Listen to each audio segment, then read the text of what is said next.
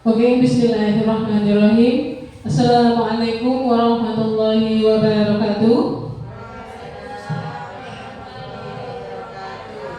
Oke, izin Bapak Ibu guru, saya di sini menjelaskan rencana tindak lanjut dari pelatihan PKG kami, pengembangan guru olahraga di kabupaten. Nah, jadi RTL yang saya ambil yaitu Festival Ultraman G-Boy. Maksudnya yaitu olahraga tradisional menyenangkan menggunakan permainan tradisional. Permainannya yaitu gobak sodor, enggrang, bakiak, dan goyang-goyang.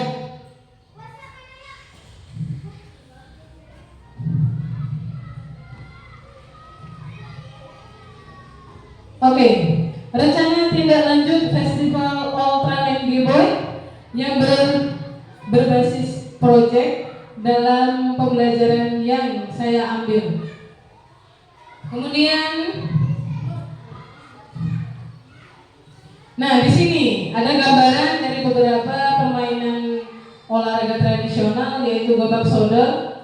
Gobak sodor ini adalah permainan dari masa kecil kita, sudah pernah kita cobakan, yaitu menggunakan persegi panjang dengan berapa jumlah total yang kotaknya disesuaikan dengan jumlah.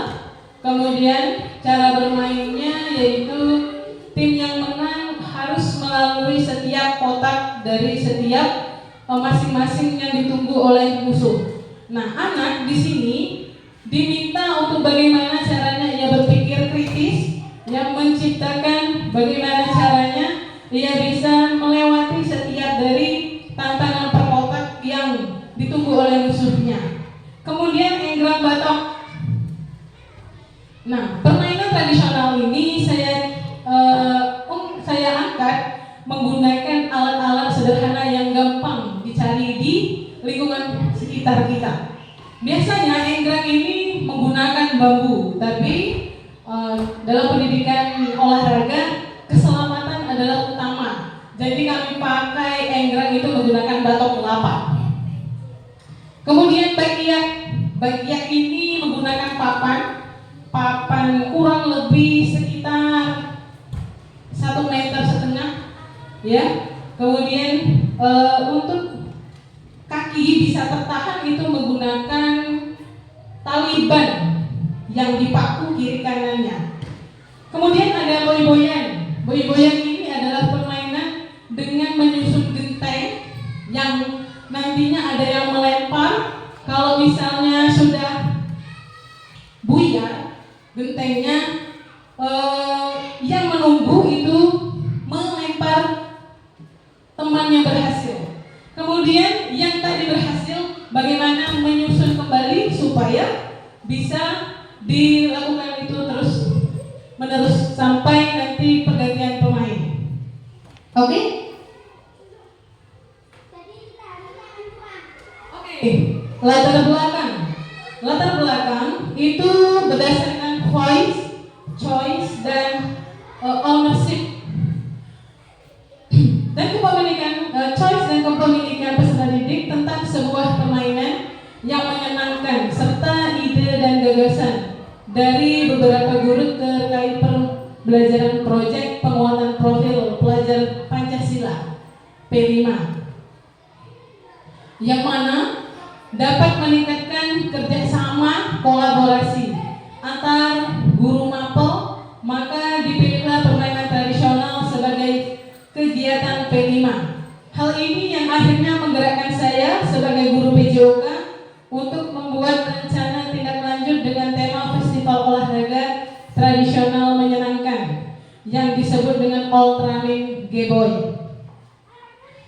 Nah, dari latar belakang yang saya buat ini, ya, ini adalah bagaimana saya khususnya untuk mengajak kolaborasi dengan teman sejawat yang membuat pembelajaran fokus terhadap peserta didik dengan menggunakan permainan tradisional yang mengaitkan terhadap P5. Jadi dari pembelajaran yang berkaitan dengan permainan tradisional itu yang berkaitan dengan sila-sila dari Pancasila, yaitu gotong royong, kemudian anak tadi bisa bersatu bagaimana memecahkan masalah dan lain sebagainya.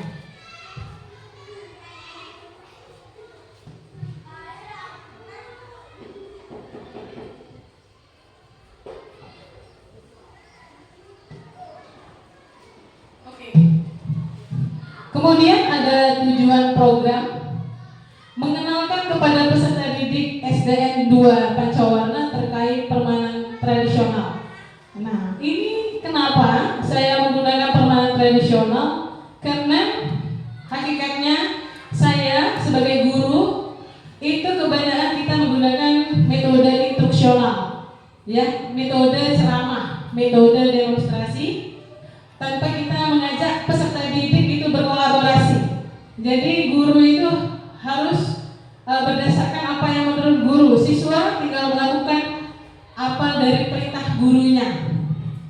Padahal seharusnya kita sama-sama bisa berkolaborasi. Nah, maka dari itu ya, menggunakan permainan tradisional ini salah satunya untuk meningkatkan keikutsertaan peserta didik agar mereka itu merasa ada dalam pembelajaran, agar mereka merasa tertarik karena merasa dihargai. Kemudian menjadikan permainan tradisional sebagai tema kegiatan P5. Oke, dalam Merdeka Belajar P5 ini adalah pembelajaran proyek yang berhubungan dengan P5.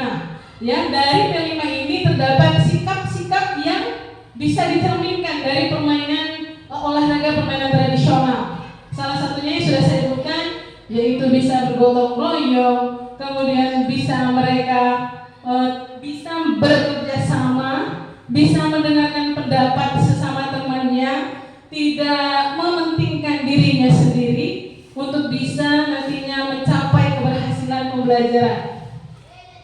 Kemudian meningkatkan keterampilan gerak peserta didik melalui permainan tradisional. Oke, sebenarnya tidak saja meningkatkan keterampilan, tapi bisa meningkatkan pengetahuan, kemudian pengetahuan efektifnya. Tapi yang sangat berpengaruh sebenarnya ya benar meningkatkan keterampilan pada permainan tradisional. Kadang anak itu bisa, nah kita harus lari begini, nanti habis ini lompatin kotaknya, kemudian lompatin punya.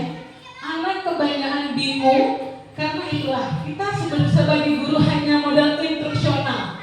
Maka dari itu, dari permainan tradisional ini anak sudah ada gambaran.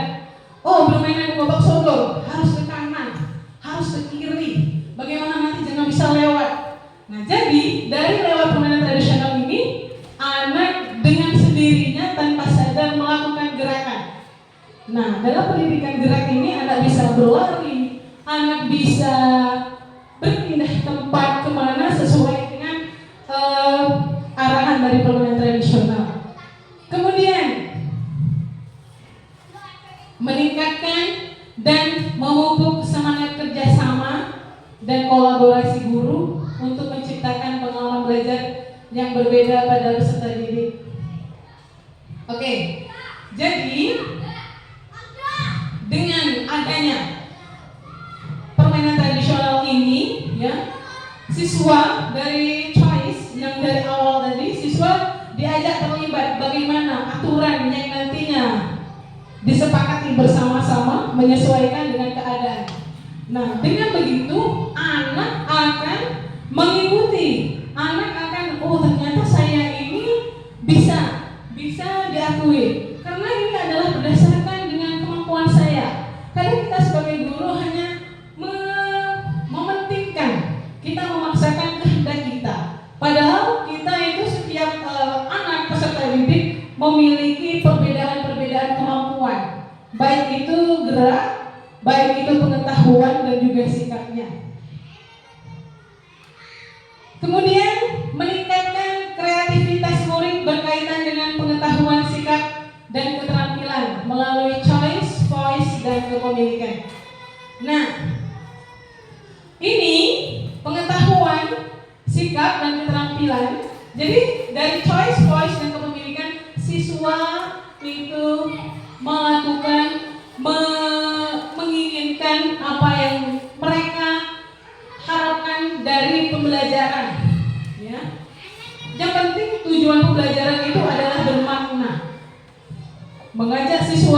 berpartisipasi semua. Jangan lupa ditanya, misalnya, bagaimana anak-anak? Apa kesulitannya? Susah bu, begini bu, sulit kesini bu, sulit lakukan gerak mungkin sempit. Artinya kita sebagai guru memfasilitasi. Mungkin gerak lebar kotak dari permainan gobak sodor bisa dilebarkan dengan antropometri peserta didik kita. Kemudian lanjut.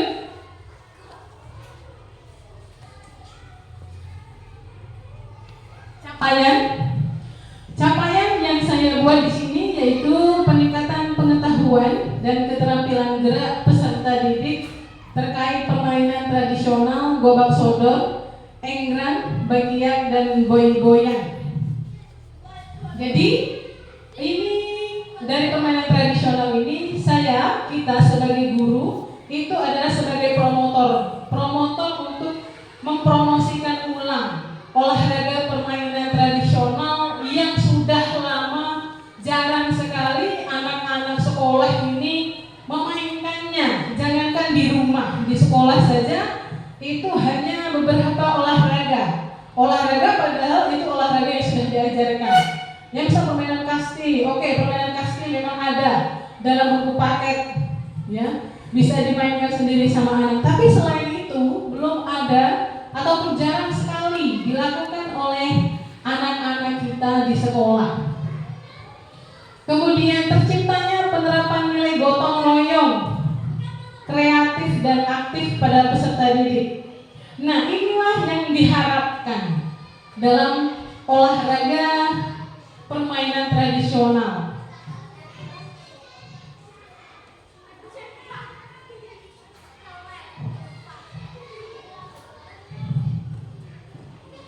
Dalam olahraga permainan tradisional. Lanjut. Kemudian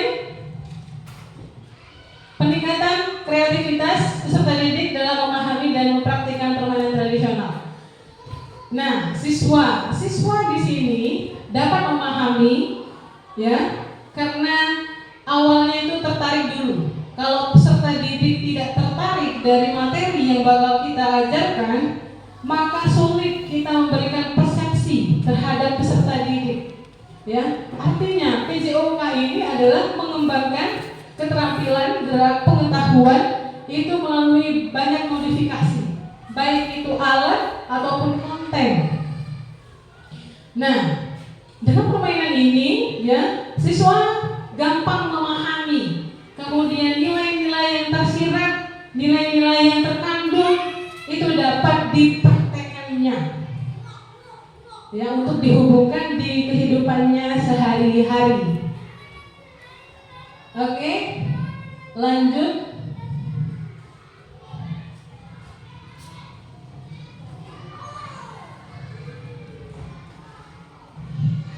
Langkah-langkahnya yaitu kepala sekolah, dewan guru, dan staf. Jadi kami ini, saya sebagai guru olahraga berkoordinasi dulu kepada kepala sekolah, bagaimana langkah-langkah yang akan dilakukan, hal-hal apa saja yang nantinya akan dilakukan yang akan berdampak pada peserta didik, kemudian apa kesulitannya, nanti bagaimana cara mengevaluasinya, dan lain sebagainya.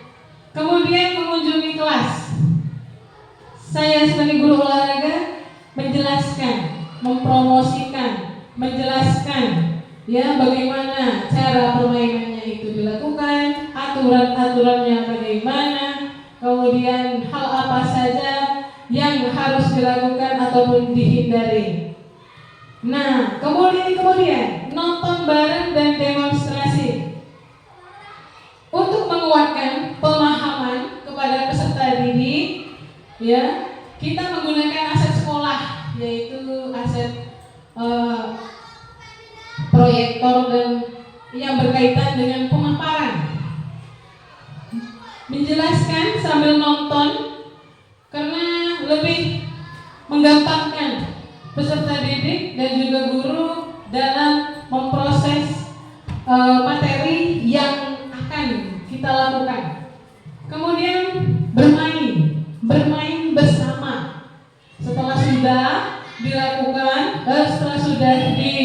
jelaskan, kemudian dilakukan, kita cobakan bagaimana sesuai dengan persepsi atau tidak dari penjelasan saya sebagai guru olahraga yang sudah dikuatkan dengan pemahaman menggunakan proyektor.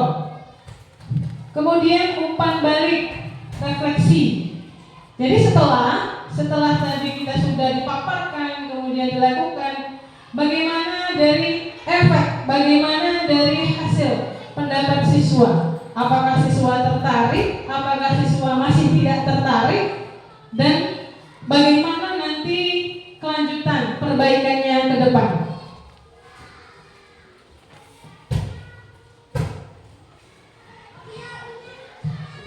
Oke, baiklah. Hasil yang diharapkan yaitu menciptakan rencana pembelajaran P5 yang dapat mengakomodir kebutuhan siswa melalui kolaborasi guru kelas dan guru PJOK.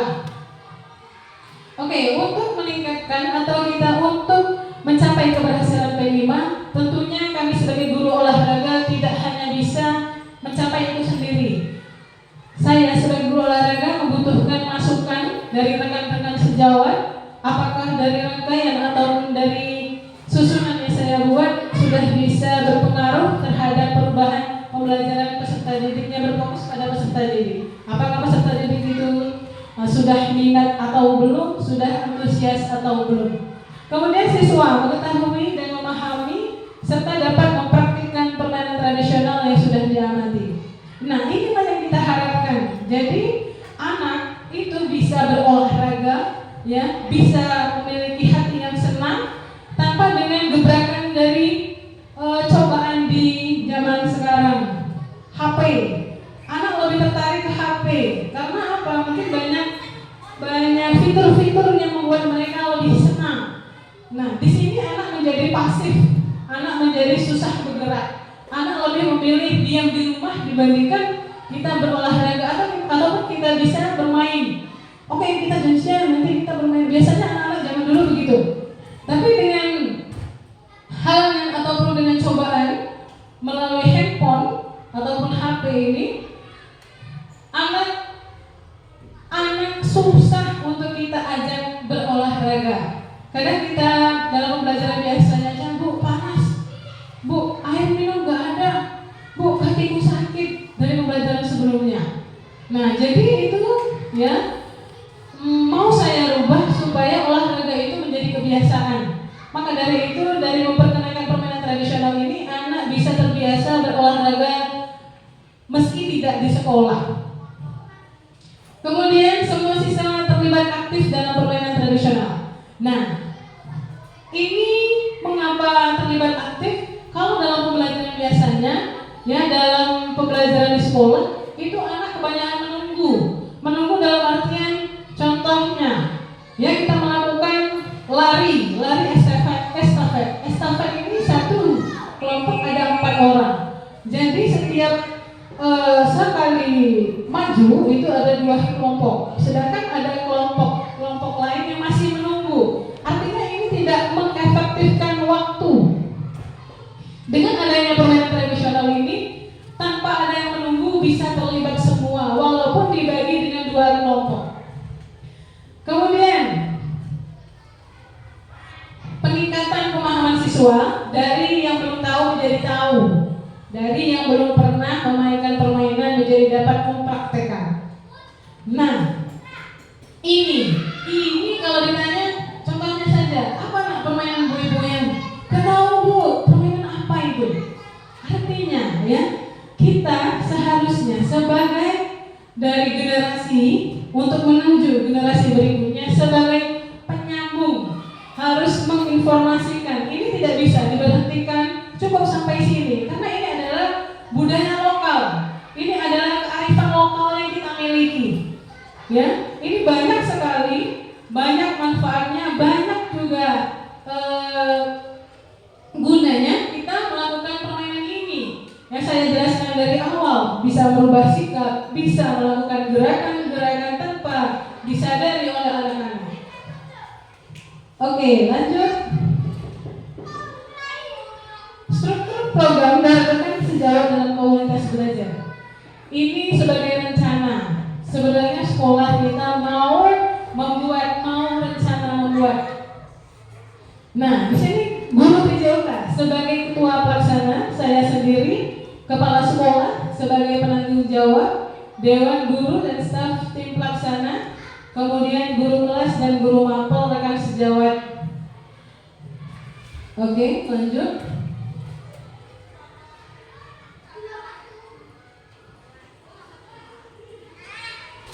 Kapasitas yang dimiliki ataupun aset. Jadi aset itu bukan sekedar dana, ya Bapak Ibu. Jadi aset di sekolah itu ada yang namanya modal manusia atau aset manusia. Bagaimana program ini bisa berlanjut ataupun pembelajaran ataupun hal apa saja yang kita laksanakan di sekolah. Yaitu kepala sekolah, wali murid dan masyarakat. Kemudian aset fisik, lapangan sekolah, alat dan media. Kemudian aset sosial, ada koordinasi dengan masyarakat ataupun dengan sekolah. Kemudian aset lingkungan, yaitu udara bersih, lingkungan yang aman. Nah, ini sudah pasti. Kalau aset sering kita identikan dengan uang. Jadi aset finansialnya yaitu dana kos. Oke, rencana evaluasi. Jadi setelah rentetan dari slide yang saya jelaskan, maka ada evaluasinya. Apakah program saya ini efektif atau belum? Nah, ada metodenya. Metode yang saya gunakan untuk evaluasi yaitu observasi langsung. Ya, saya tanyakan langsung pada peserta didik melalui wawancara. Bagaimana, suka atau tidak, apa kesulitannya, kemudian nanti enaknya perbaikannya ke depannya bagaimana, dan banyak kalimat-kalimat ataupun pertanyaan pemantik yang nanti sebagai soal untuk ditanyakan kepada peserta didik. Kriteria keberhasilan program akan dievaluasi berdasarkan pencapaian tujuan, partisipasi aktif peserta didik, dan umpan dari semua pihak yang terlibat. Waktu evaluasi akan dilakukan setiap akhir kegiatan dan pada akhir program. Oke ya, jadi program ini dilakukan selama 1 bulan. Jadi setiap 1 minggu sekali, melakukan evaluasi dan juga pada terakhir evaluasi atau di minggu keempat.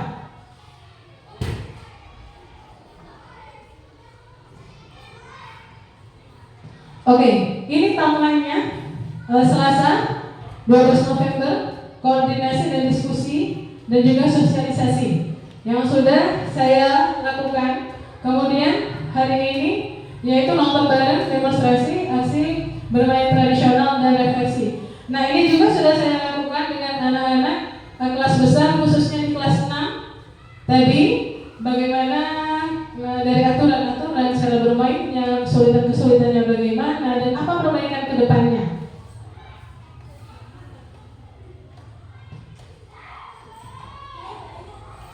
Oke, terima kasih kepada Bapak Ibu Guru. Itu saja pemaparan dari RTL saya yang saya buat. Kalau Bapak Ibu Guru masih kurang paham ataupun ingin bertanya ataupun ingin ada masukan kepada saya, monggo dipersilahkan. Oke, ada Bapak Ibu Guru? Oke, Bu Watim. Pertanyaan apa Bu Watim? Ya, Assalamualaikum warahmatullahi wabarakatuh. Izin bertanya Bu Weni, apa dampak langsung permainan tradisional terhadap budaya masyarakat? Oke, jadi ini sebenarnya permainan tradisional itu tidak hanya berpengaruh terhadap peserta didik ya, tapi juga pada masyarakat. Nah, pada masyarakat ini adalah untuk menunjukkan mutu pendidikan, untuk meningkatkan mutu pendidikan, kemudian menciptakan interaksi ya sesama. Karena dengan adanya permainan tradisional kita bisa berhubungan, kita bisa bertemu dengan teman atau di lingkungan kita. Kita bisa aktif tutur sapa, kemudian kita bisa saling menyenangkan, saling melakukan, saling berbagi cerita bagaimana dengan adanya permainan tradisional ini kita bisa berinteraksi baik ataupun melakukan hal-hal yang positif lainnya. Begitu Bu Hatim, bagaimana jawaban saya? Apa bisa diterima? Kalau kurang? Ya, sudah bisa diterima. Oke, terima kasih kepada Bu Hatim. Kepada guru yang lainnya ada pertanyaan lagi? Oke, Bu Santi. Bismillahirrahmanirrahim. Assalamualaikum warahmatullahi wabarakatuh. Di sini saya akan bertanya, apa perbedaan olahraga modern dengan olahraga tradisional? Terima kasih pertanyaan yang baik sekali. Oke, Bu Santi, saya jelaskan.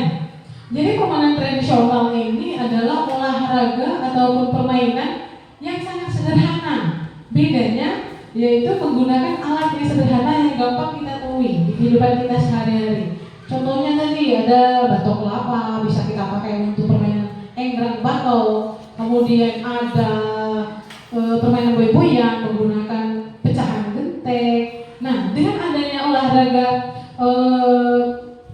tradisional ini, ya, maka dari itu kami sebagai guru olahraga ini mudah tanpa harus kami memaksakan keadaan yang harus memiliki alat-alat sesuai dengan cabang olahraga modern. Nah, ini kita bahas lagi pertanyaan Bu Santi. Olahraga modern ini adalah olahraga yang menggunakan alat-alat yang canggih dan mahal. Ya, itu kendalanya saya sebagai guru PJUK. Bagaimana kita melakukan pembelajaran bermakna tanpa kita tidak harus terkendala dengan alat, karena alat itu tadi mahal. Ya, sedangkan pembelajaran kita di sekolah ya harus tetap berjalan. Itulah bedanya Bu Santi. Jadi olahraga tradisional alatnya lebih sederhana dengan biaya yang murah. Kalau olahraga modern mahal, butuh biaya yang lumayan besar. Oke, bagaimana Bu Santi? Oke, terima kasih Bu Santi. Ada lagi yang ingin bertanya?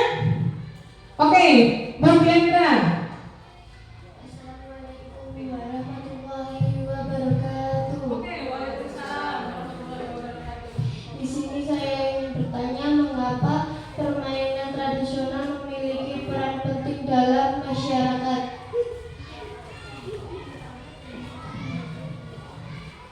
Oke, terima kasih pertanyaannya. Mengapa permainan tradisional ini memiliki peran penting?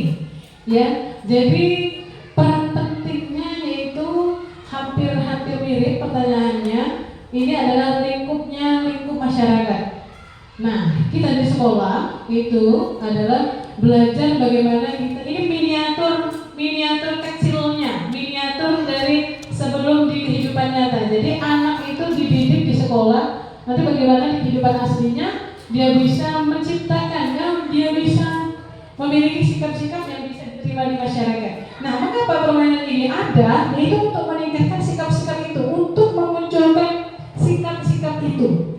Ya, sikap bisa berpendapat dengan baik, kemudian bisa berkomunikasi positif dengan baik, bisa berinteraksi dengan baik, yang nantinya akan berpengaruh terhadap sisi dari pendidikan. Ya, dengan adanya lingkungan yang baik, artinya ya pendidikan di sekeliling atau di lingkungan itu akan berdampak baik juga, karena dibiasakan di kehidupan bermasyarakat atau di kehidupan aslinya. Bagaimana Bu Diandra? Jawaban saya apakah sudah puas? Oke, terima kasih. Oke, ada lagi? Ibu, pertanyaan yang ingin bertanya? Oke, Bu Sinta. Assalamualaikum warahmatullahi wabarakatuh. Waalaikumsalam warahmatullahi wabarakatuh. Di sini saya ingin bertanya kepada Bu Weni, tolong jelaskan mengapa permainan tradisional itu diminati oleh anak sekolah. Oke, terima kasih Bu Sinta pertanyaannya. Jadi pertanyaannya adalah mengapa sekarang permainan tradisional atau olahraga tradisional ini jarang sekali diminati oleh pelajar atau siswa. Karena apa? Yaitu satu, promotor. Tidak ada yang mempromosikannya. Ya. Maka dari itu saya sebagai guru olahraga harus ataupun wajib untuk mengenalkan itu kembali. Karena apa? Siswa itu belum tahu permainan apa ini olahraga apa. Jangankan mereka tahu, mengenal atau mendengarkannya saja pun mereka nggak tahu, Bu. Saya nggak pernah dengar. Bagaimana kita tanya cara melakukannya, tambah mereka bingung, saling lingak-lingak.